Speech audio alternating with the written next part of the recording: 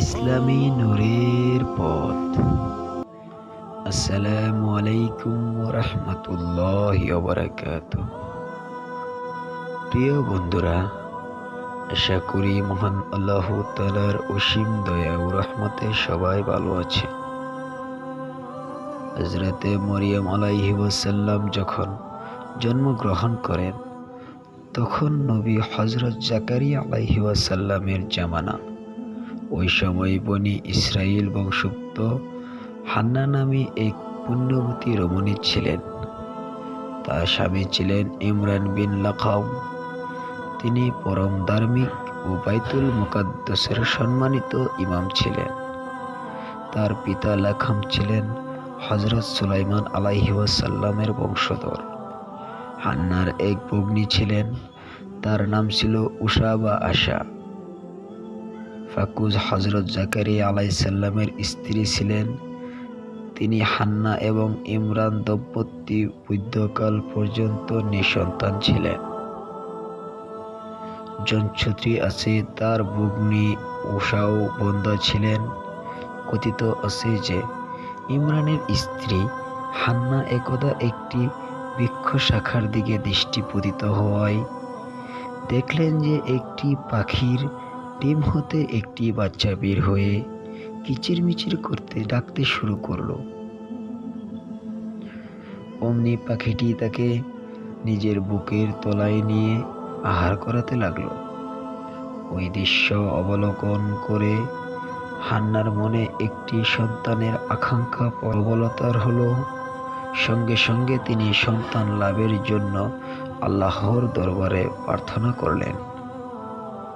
শুধু তাই নয়, বাইতুল মুকাদ্দাসে গমন করেও আল্লাহর দরবারে প্রার্থনা করলেন, হে মাবুদ, আপনি অনুগ্রহপূর্বক আমাকে একটি সন্তান দান করুন।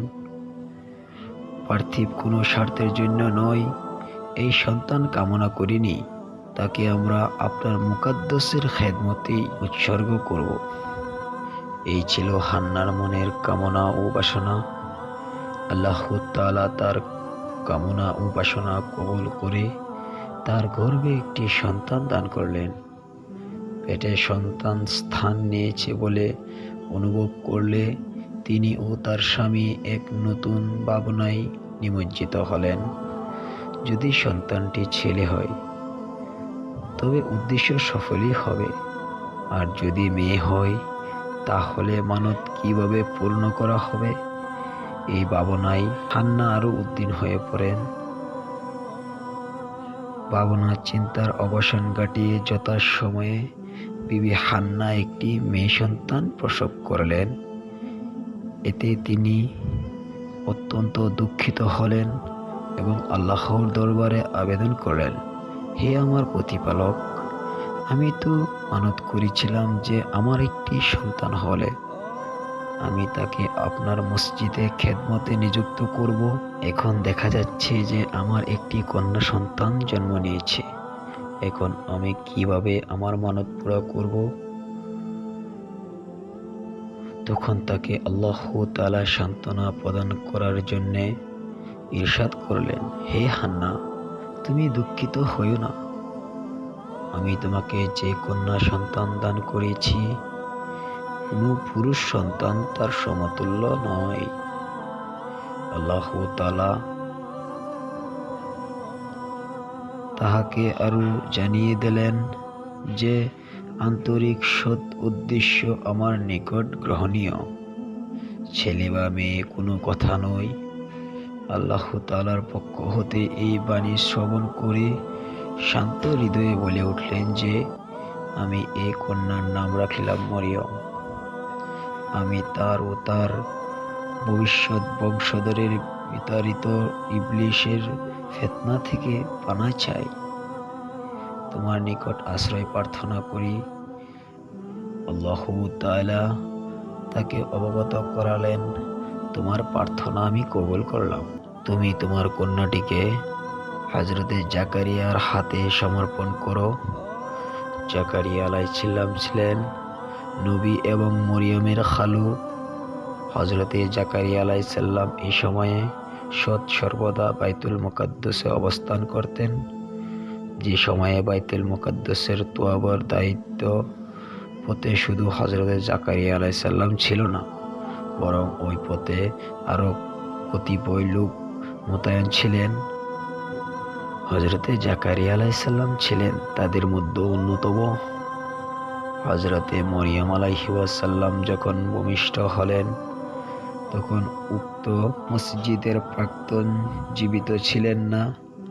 সুতরাং জন্মের পর মরিয়মকে যথাসময়ের মধ্যেই মাতা হান্নাই নিজের মানত অনুসারে বাইতুল মুকাদ্দাসে নিয়ে গেলেন। মরিয়ম যেহেতু ওই মসজিদের প্রাক্তন ইমাম ইমরানের কন্যা ছিলেন, তাই তার প্রতি প্রত্যেকের একটি স্বাভাবিক স্নেহের শৈল্য ছিল এবং তার তোয়াফ দানের দায়িত্ব প্রাপ্তির ইচ্ছা প্রবলতার ছিল। আর প্রত্যেকেই এই ধারণা পোষণ করেছিল যে মরিয়মের তোয়াফ দান নিজ দায়িত্ব গ্রহণ করে সৌভাগ্যবান হবে। প্রত্যেকের স্থানে এইরূপে বাসনা পোষণের ফলে তাদের মধ্যে মনোবাদ বাক বিতণ্ডা কলহের সূচনা ঘটল।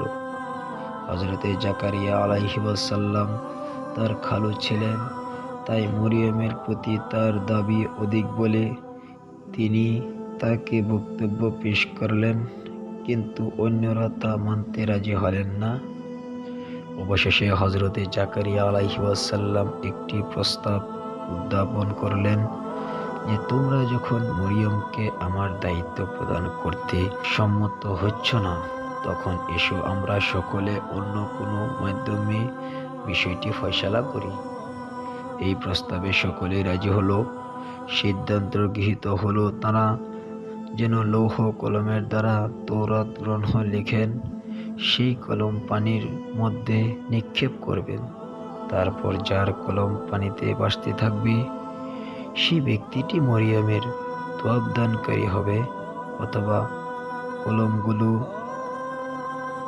নিকটস্থ সুরুৎ বিশিষ্ট জর্দান নদীতে ফেলে দেওয়া হবে।